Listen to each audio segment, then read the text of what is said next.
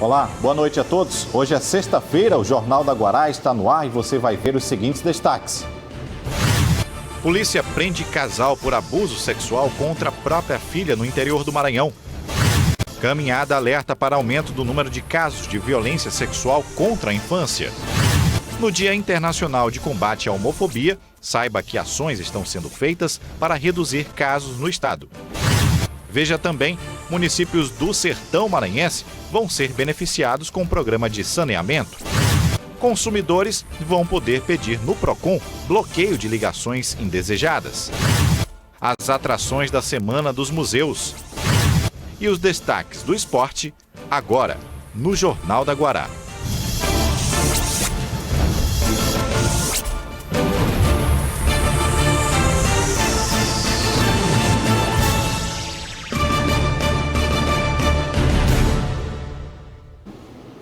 Estudantes de ensino fundamental, médio e superior e os que fazem cursos técnicos têm garantido o direito da meia passagem. Para usufruir, eles deveriam só comprovar a frequência e apresentar a carteira estudantil. Mas não é assim não aqui no São Luís. Tanto que o Ministério Público está adotando um termo de ajustamento de conduta para que o benefício seja concedido adequadamente. A medida foi adotada para resolver problemas no cadastramento dos estudantes que estava impedindo o acesso deles ao benefício da meia passagem desde fevereiro deste ano. Hoje, a movimentação na Central do Estudante, no bairro Monte Castelo, em São Luís, estava tranquila. Bem diferente de 2 meses atrás. Isso, os problemas começaram, eram inúmeros problemas de sistema, de código, de formatação. A gente já teve vários diálogos com o SMTT, com o SET, e a maioria desses problemas eles já foram selecionados. O desconto de 50% nos preços das passagens do sistema de transporte coletivo da capital é assegurado pela Lei 4.823 de 2007 e beneficia estudantes devidamente matriculados em estabelecimentos de ensino de toda a região metropolitana de São Luís. Para ter direito ao benefício, o estudante deve ter frequência regular comprovada e apresentar o cartão estudantil. Outro requisito necessário é o cadastro prévio anual dos estabelecimentos de ensino no sistema de meia-passagem escolar da Secretaria Municipal de Trânsito e Transportes. O direito tem que ser exercido pelo estudante. Ele não pode ser cerceado a título nenhum.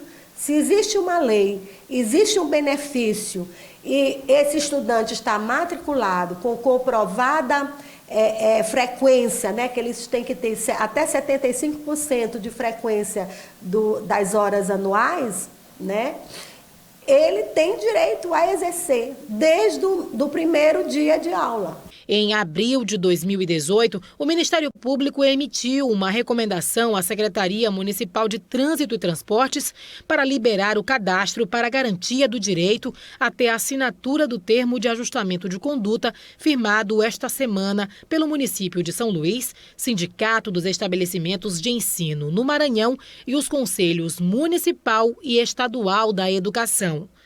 No documento, estão registrados os requisitos para a garantia do benefício da meia-passagem estudantil no transporte coletivo da cidade. Em 2018 foi feita uma licitação e a empresa que venceu não estava querendo aceitar, né, esse benefício. Era mais ou menos essa questão, né, também dessa pressão, né, da empresa, né, das empresas, exatamente porque se tinha direito à meia passagem, conforme a lei também eles tinham que ter o cadastro, a regularização, inclusive com a Fazenda Pública Municipal. O TAC prevê ainda que as instituições de ensino devem apresentar até o próximo dia 31 de dezembro a documentação exigida para a efetivação do cadastro, como a comprovação da regularização junto ao Ministério da Educação,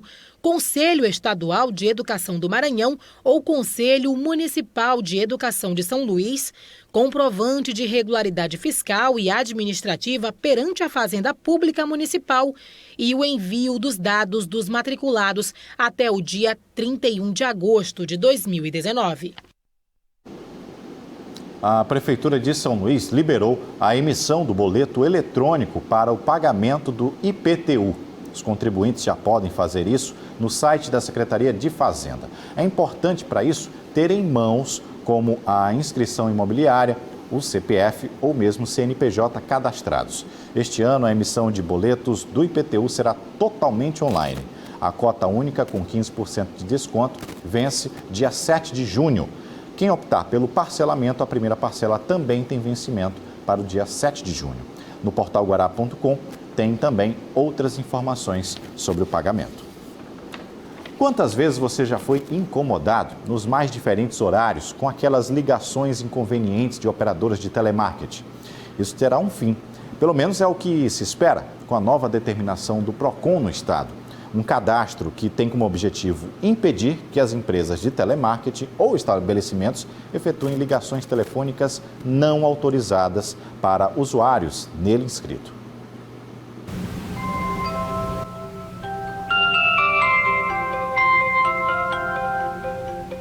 Será uma chamada importante, alguém da família, o chefe? E quando você pensa que é urgente, lá está um número não registrado na agenda ou até com o DDD de fora. De novo, as famosas e incômodas ligações de telemarketing. Sempre atrapalha, né? Principalmente se você estiver trabalhando. Mas às vezes ligam até no domingo, em outros dias. Isso aqui é mais... que incomoda. Isso. Rapaz, toda hora eu fico ligando. Aí tem hora que eu estou no serviço, eu fico ligando toda hora. Aí o que eu faço? Aí eu não vou mais, eu nem atendo mais. Olha, quando eu estou bastante ocupada, me incomoda muito porque a gente larga tudo o que a gente está fazendo para receber uma ligação que não tem nada a ver com a gente. É possível sim bloquear essas ligações. É só entrar aqui no site do PROCON, tem esse espaço, bloqueio de telemarketing. Aí você aguarda um pouquinho e coloca os seus dados pessoais, endereços e os 4 telefones que você deseja bloquear. E pronto. Essa lista é encaminhada para as empresas, né? E eles têm até 30 dias para encerrar esse contato com o consumidor. Tá? E se não for cumprido, passível de sanção, passível de aplicação de multa aqui pelo órgão. Nos últimos 4 anos, mais de 2.500 consumidores fizeram o cadastro no site do PROCON. Existem também outros meios de denunciar as chamadas de telemarketing. Nós sempre orientamos a fazer esse cadastro no site, mas também é possível que seja feita uma formalização. Você pode formalizar a sua denúncia no site do PROCON, ou então por meio do aplicativo ou em qualquer uma de nossas unidades. O presidente do Tribunal de Justiça do Maranhão, desembargador José Joaquim Figueiredo dos Anjos, divulgou uma nota pública cobrando uma rigorosa e imparcial investigação sobre as denúncias divulgadas no blog de Neto Ferreira, em que o ex-delegado de polícia, Tiago Bardal, e o delegado Ney Anderson Gaspar acusam reiteradamente o secretário de Segurança Pública do Estado do Maranhão, Jefferson Portela, de ter determinado suposta espionagem ilegal contra desembargadores e juízes. Na nota, o desembargador frisa que o tribunal cobra essa apuração no exercício de suas funções constitucionais. A seguir, aqui o debate sobre o plano de saneamento do Estado em cidades do sertão. E ainda nesta edição, as atividades para lembrar a data de combate à homofobia e também ao abuso sexual contra crianças e adolescentes. Agora são 6h40, a gente volta já.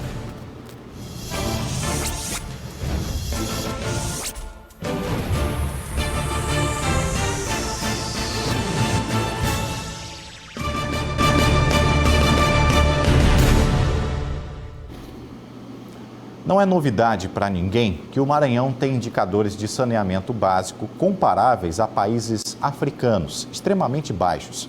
Para reverter essa situação, poder público e organizações não governamentais vêm se unindo em ações para reverter essa situação.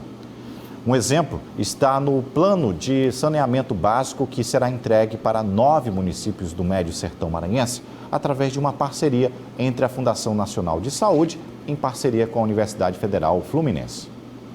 Saneamento básico. Para os maranhenses, a falta dele é uma realidade que vem mudando aos poucos. Segundo dados de uma pesquisa recente, entre 2014 e 2017, houve uma melhora no índice de domicílios ligados à rede coletora E agora, a perspectiva é que isso melhore ainda mais. Fruto de uma parceria entre entidades federativas como a FUNASA e a Universidade Federal Fluminense, foi elaborado os Planos Municipais de Saneamento Básico e entregues aos primeiros 9 municípios do Médio Sertão Maranhense contemplados. A partir de agora, esse é um pequeno degrau, porque a FUNASA, com o advento da Lei 11.445 de 2007, que tornou-se obrigatório que todos os municípios tenham o seu PMSB, que é o Plano Municipal de Saneamento Básico, firmou um TED, que é um termo de execução descentralizada, com a UFF, Universidade Federal Fluminense, e está elaborando os Planos Municipais de Saneamento Básico para 113 municípios do Maranhão. Esses serão apenas 9 que serão entregues hoje. Eu acredito que até o fim de outubro entregaremos a diferença dos 113 municípios. E eu tenho aqui o prazer de enquanto maranhense, anunciar para os demais prefeitos dos municípios de até 50 mil habitantes, que são os prefeitos que têm, onde a FUNASA pode levar os seus serviços, que nós iremos aditivar esse TED e elaborar para mais 60 municípios. Os diagnósticos da situação do saneamento de cada um dos primeiros 9 municípios foi acompanhado com um leque de soluções para dar aos gestores informações do que é preciso ser investido em cada município. Com certeza, na verdade eu acho que só existe uma falta de coesão entre os atores que trabalham nessa área.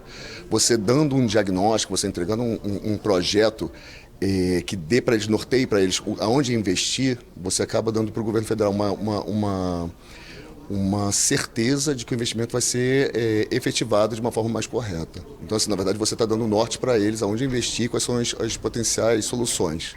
A universidade, com seu expertise e inovação tecnológica, apresentou diversas soluções para resolver essa questão da falta de dados, apresentando não só a similaridade entre os municípios, mas também condições sanitárias semelhantes. De acordo com a CAEMA, em 2015, o índice de domicílios ligados à rede coletora subiu para 15,78%, em 2016 para 17,5% e 19,5% em 2017. Em números absolutos, o salto foi de 242 mil para 394 mil, uma alta de 62%.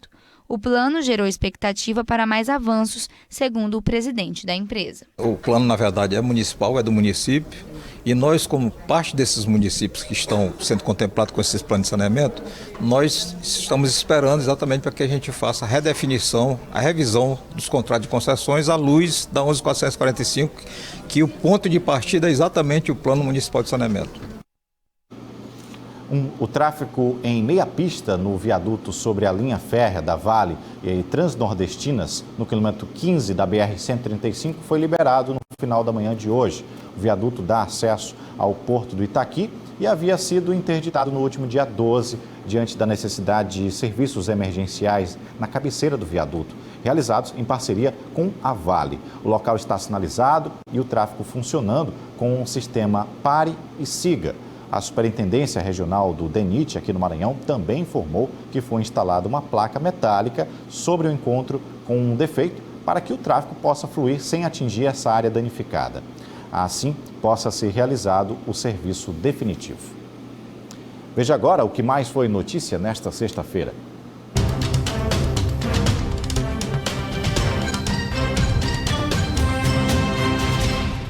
Escola Municipal Henrique de La Roque, no bairro da Vila Embratel, ainda é fruto de reclamações dos alunos, professores e dos pais. A escola passou por reformas há pelo menos 2 anos, mas continua apresentando problemas no forro, salas de aula muito quentes, reservatório de água sujo, muito mato, lixo acumulado, bebedouros sem manutenção, áreas comuns sem iluminação e banheiros em péssimas condições. Pedimos respostas à Prefeitura de São Luís, mas não fomos atendidos pela Secretaria de Comunicação. O telespectador da TV Guará enviou um vídeo à produção em que mostra o motorista de um ônibus desempenhando 2 funções no exercício da atividade. Além de dirigir, ele tem que receber o dinheiro dos passageiros e passar o troco. O espaço onde ficava o cobrador já foi retirado. O fato registrado foi na linha Turiúba-São José de Ribamar, que segue até o terminal de integração do São Cristóvão. Vale destacar a grande quantidade de cobradores que estão saindo de suas funções por conta da bilhetagem eletrônica.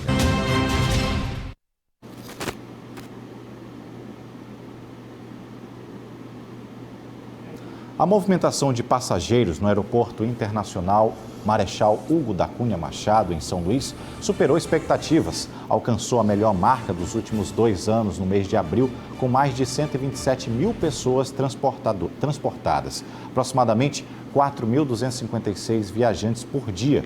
O volume é 15,3% maior que o aferido no mesmo período do ano passado, 12% superior ao contabilizado em 2017, quando foram registradas 113 mil operações. A alta também pode ser percebida no fluxo computado no acumulado do ano. De janeiro a abril, foram mais de 532 mil embarques e desembarques realizados no terminal maranhense, o que representa aí um aumento de 5,6% em relação a 2018 e de 3,3% no comparativo com os 4 primeiros meses de 2017. Ainda nesta edição, você vai ver Ana Tereza aqui Viegas com a rodada do final de semana para o esporte. Já a seguir, você vai ver a caminhada para lembrar a data que marca o dia de enfrentamento à violência e ao abuso sexual contra crianças e adolescentes. É um instante só.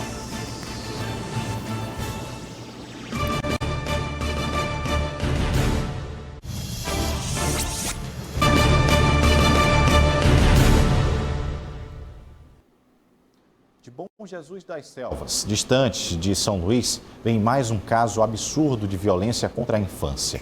Durante uma operação, a polícia prendeu um casal identificado como Cristiano Alves Vieira e Fernanda da Silva Oliveira, que estavam em posse de diversos materiais contendo cenas de abuso sexual e pornografia envolvendo crianças e adolescentes. Além disso, a polícia recolheu material que está sendo periciado e aponta que a filha do casal teria sido abusada sexualmente. O caso foi preso por estupro de vulnerável e vai aguardar julgamento preso. Em todo o Maranhão, 923 ocorrências de abuso sexual contra crianças e adolescentes foram registrados no ano passado. Os números podem ser ainda mais elevados, já que existe uma subnotificação. Nas cidades do interior do Maranhão, situações de violência como essas, infelizmente, são consideradas culturais. Para marcar posição contra situações como essas, é que vale lembrar a data de amanhã, em que é comemorado o Dia Nacional de Combate ao Abuso e Exploração Sexual. Uma caminhada foi realizada na capital maranhense.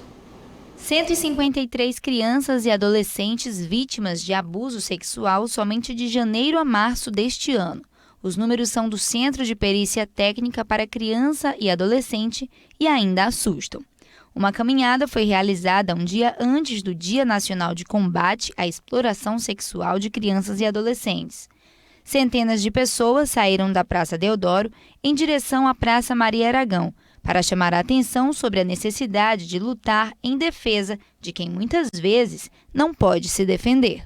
E sempre existiu a violência, mas a população está se sentindo mais encorajada a divulgar, a denunciar, a grande divulgação de proteção, essas campanhas de conscientização de que vamos atrás, vamos proteger nossas crianças, os entes queridos, professores e todo mundo da rede está se sentindo mais encorajado. No ano passado, o Maranhão registrou 420 casos de estupro contra vítimas de 0 a 11 anos de idade e 503 de 12 a 17 anos, totalizando 923 casos, segundo um levantamento da Polícia Civil. Os casos são muitos, mas as características se repetem. Primeiro passo da importância da sociedade civil, o poder público, sair nas ruas ainda, apesar de todas as informações, toda a publicidade, todo o cuidado que se tem, os defensores de direitos de criança e adolescente, mas se precisa ir para a rua, alertar, ou seja, acordar ainda as pessoas que estão dormindo para um tipo de violação dessa que é a exploração sexual contra criança e adolescente. A violência sexual pode ocorrer de duas formas, pelo abuso sexual ou pela exploração sexual. Geralmente, o abuso parte de pessoas próximas, que fazem parte do convívio social da vítima. Já a exploração é a utilização do corpo da criança como objeto de prazer para obter lucros. E a luta é para enfrentar todo tipo de violência, inclusive aquelas que não deixam marcas físicas, mas colocam em risco o psicológico das crianças. O Centro de Perícias, nós trabalhamos via requisição de autoridade, ou policial ou judicial. Eles requisitam que essa perícia seja feita para que sejam levantados vestígios, elementos de que realmente esse crime aconteceu. Porque muitas vezes o crime não deixa os vestígios, porque o abuso sexual não é só a conjunção carnal, não é só o estupro. É essencial. As lambidas lascivas, o coito anal, o sexo oral, todos eles são modos de abuso sexual. E o Maranhão já registrou 2 casos de assassinatos da população LGBTI. Em todo o país, foram 48 pessoas mortas devido à sua orientação sexual. O grupo gay da Bahia revelou que o Brasil é o país que mais mata LGBTI do mundo. A maioria está entre 18 e 24 anos, são jovens, cerca de 60%. E o pior, há uma subnotificação, porque muitos casos acabam sendo enquadrados em outros tipos de crimes. O levantamento da Secretaria de Direitos Humanos revela 2 assassinatos de pessoas LGBTI no Maranhão só neste ano. Bem diferente do Grupo Aliança, formado por representantes desta parcela, que informou que o registro é de 14 assassinatos.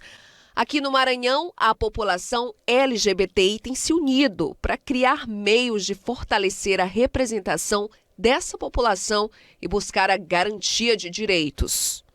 Olha, aqui na capital eu encaminhei um projeto de lei para a criação do Conselho Municipal LGBTI, que inclusive vai ter uma discussão de uma audiência pública para discutir com a sociedade civil organizada LGBTI esse projeto de lei do Conselho.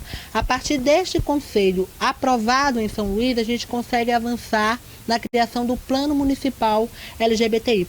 Do outro lado, o governo do estado está construindo uma rede de proteção. Foi criado no estado do Maranhão o Conselho Estadual LGBT, que reúne o poder público com várias secretarias, reúne a sociedade civil para que seja pensado e discutido as melhorias do serviço público nesses setores. Agora são 7 horas em ponto, não saia daí que no próximo bloco tem Ana Tereza trazendo o destaque do esporte e o que esperar dos times maranhenses na rodada do Brasileirão. E veja ainda, já escolheu o seu programa para o final de semana? Museus estão abertos com programação especial. É após o intervalo.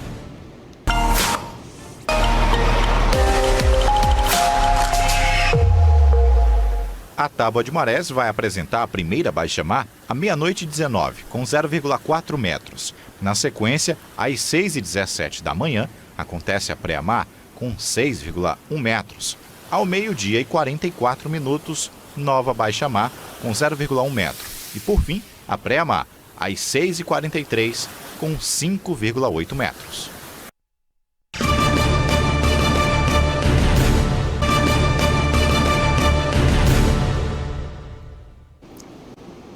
É hora do esporte aqui no Jornal da Guará.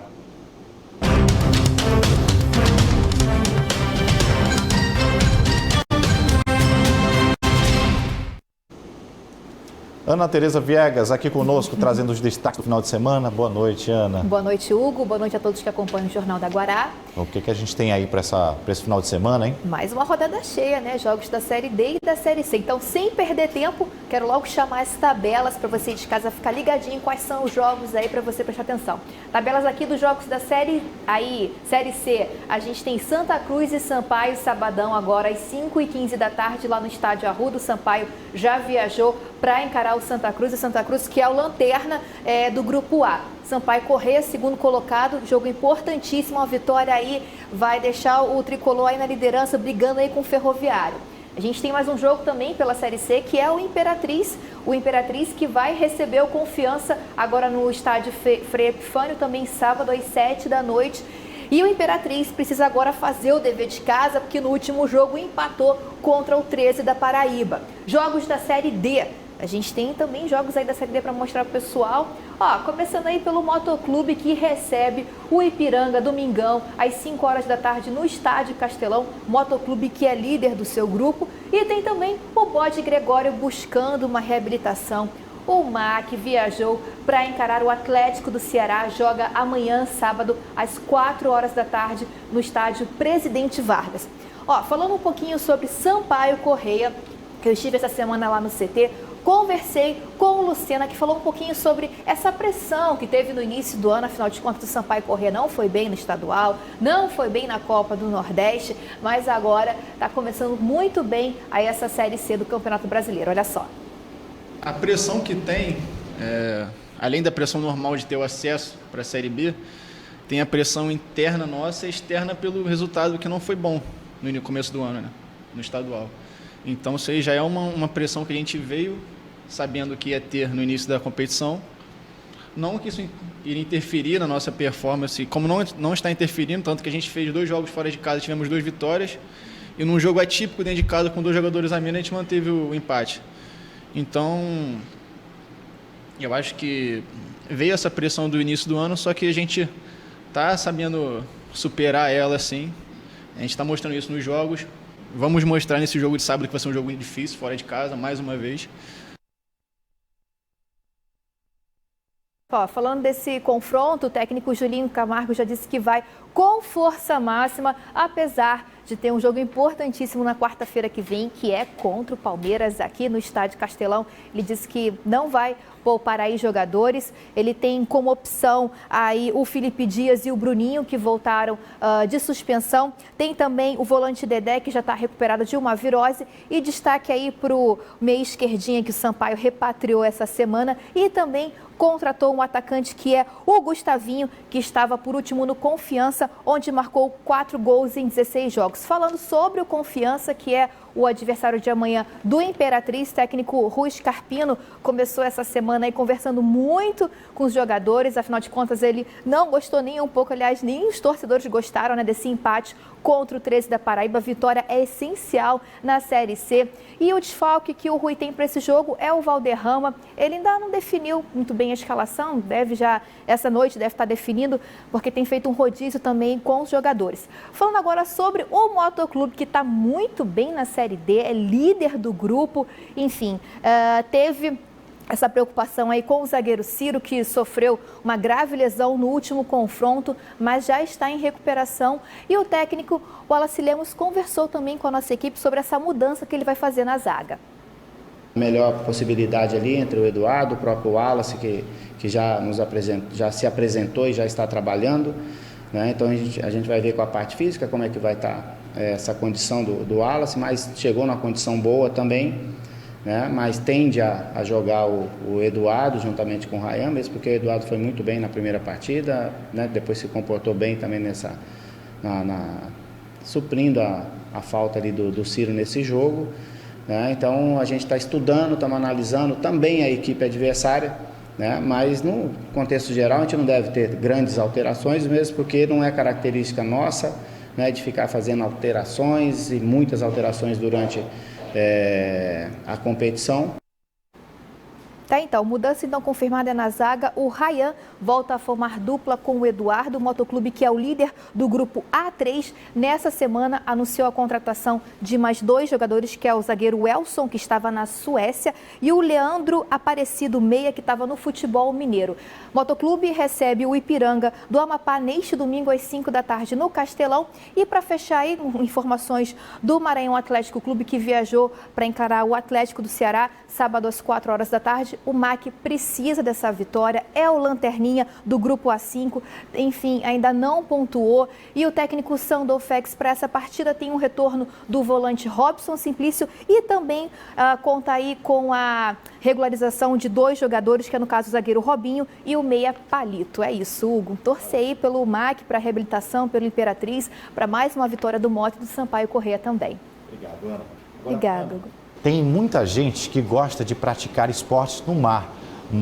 Surfistas são exemplos disso. Ana Tereza é uma surfista nata e pode confirmar isso, né, Ana? Verdade. Ele tem não só no surf, como no kitesurf, stand-up também. Está crescendo muito os esportes náuticos aqui, aquáticos aqui em São Luís, né? Pois é, e a gente vai ver agora uma reportagem que fala sobre os cuidados de evitar os afogamentos no mar. As imagens chamam a atenção. O helicóptero do Centro Tático Aéreo resgata uma vítima de afogamento. Outra equipe de moto aquática volta com mais um banhista. Já essa equipe de salva-vidas foi a nado retirar mais 2 pessoas do mar. Todos são levados para a areia, onde recebem os atendimentos da equipe do SAMU. Mas toda essa cena de ação fez parte de uma simulação dos órgãos que trabalham em conjunto na prevenção de afogamentos nas praias de São Luís. Em relação aos dados estatísticos de afogamento com óbito na orla de São Luís, os nossos números são bem abaixo da média nacional. No Brasil, por exemplo, são 16 afogamentos por ano, dados da Sociedade Brasileira de Salvamento Aquático. Aqui em São Luís nós temos uma média de 2 afogamentos por ano. A simulação fez parte da 25ª Semana de Enfermagem do Conselho Regional de Enfermagem do Maranhão. A vida do paciente é importante, mas a sua também. Porque se você fizer uma abordagem sem se prevenir, você também não vai conseguir salvar. Ou seja, em vez de uma vítima, você vai ser a segunda. Semana de comemoração à enfermagem e proporcionando também conhecimento, troca de informações para agregar, valor à vida do profissional e empoderá-lo. Essa semana nós comemoramos a data de um profissional muitas vezes invisível para nós, os garis, a valorização do profissional para a exibição de suas artes. Gorete, hoje, é escritora. Já lançou 4 livros de poesias. Também é artista plástica, mas foi na profissão de gari que tudo começou, onde até hoje ela busca inspiração para as suas obras. Vivi muito tempo na varrição, passei por momentos de humilhações e que fez das varrições a minha inspiração. Eu brinco dizendo, das vassouras eu fiz as letras e das canetas eu fiz as letras. Com a experiência vivida, hoje ela promove um momento, um encontro de garis. Um momento para enaltecer os profissionais por meio do reconhecimento dos trabalhos, por meio da entrega de troféus e medalhas e também para se descobrir talentos. A exemplo do Ribamar, que além de gari, é cantor e compositor.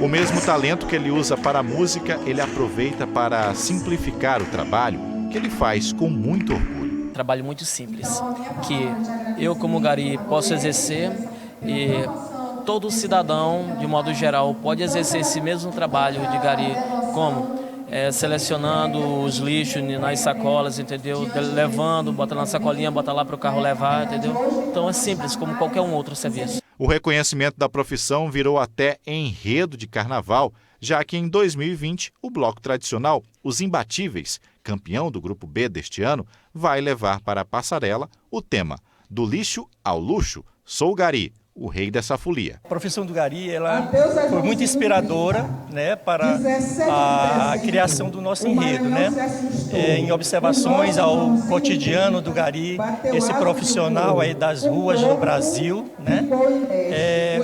o bloco tradicional Os Imbatíveis está trazendo a avenida como uma homenagem, uma forma de carinho a esse profissional. Reconhecimento que deve ser dado por toda a sociedade, que muitas vezes torna invisíveis profissionais tão importantes para a nossa cidade. Então, nas linhas, entre linhas da minha poesia, eu sempre falo da importância que tem o trabalhador da limpeza pública. Para encerrarmos a edição de hoje do Jornal da Guará, nós lembramos que está acontecendo em São Luís a Semana dos Museus. Diversas opções estão disponíveis na cidade e a reportagem de Mariana Dias e Joel Oliveira mostra 2 para você a partir de agora. O Davi, de 16 anos, acabou de chegar em São Luís. E adivinhem para onde ele foi? Com essas imagens, não é difícil perceber que visitar museus está entre as suas atividades preferidas. Sim, eu visito um museu a cada uns 2, 3 meses. Eu não deixo de visitar museus, é muito legal. Para ganhar conhecimento, sabe? Eu sempre gosto de aprimorar cada vez mais. Agora, por exemplo, eu descobri mais sobre os dinossauros, que eu gosto sempre desde criança.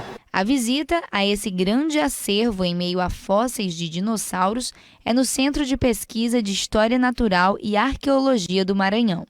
O centro faz parte dos cerca de 11 museus que podem ser visitados na capital.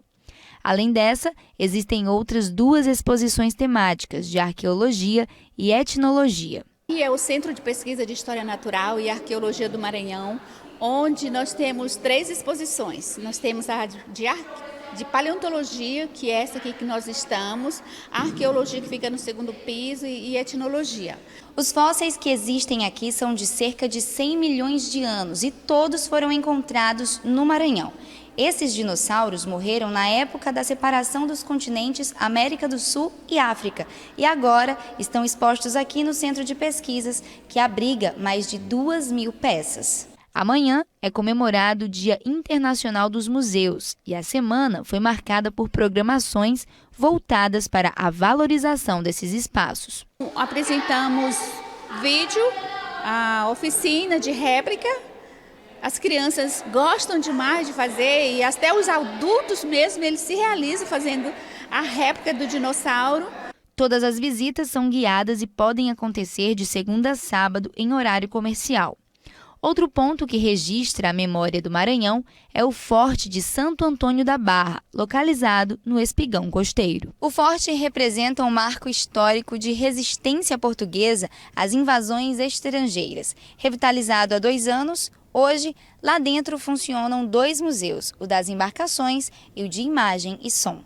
O Museu da Embarcação, nós temos um acervo permanente, construído, as maquetes, construídos pelo Estaleiro Escola, por professores do Estaleiro Escola, por mestres de construção naval, que é um acervo belíssimo de 18 embarcações, todas tradicionais maranhenses, está em exposição permanente. E no MIS, nós colocamos uma programação voltada principalmente para a área histórica. No Museu de Embarcações estão expostos 18 tipos de embarcações maranhenses e tudo tem um porquê de estar aqui. O iate é uma embarcação muito utilizada aqui em São Luís, uma embarcação que é utilizada para fazer transporte de passageiros. É construída lá na região do município de Cururupu e é exportada para todo o litoral brasileiro, principalmente para o Rio e São Paulo, muito utilizada nas atividades turísticas. Na outra sala, é possível ver diversos vídeos sobre a cultura maranhense e também uma pequena amostra de equipamentos de audiovisual antigos, como máquinas fotográficas e filmadoras, projetores, monóculos. É a tecnologia a favor de quem gosta de museus, com digitalização de obras e espaços que promovem uma integração entre o passado e o presente.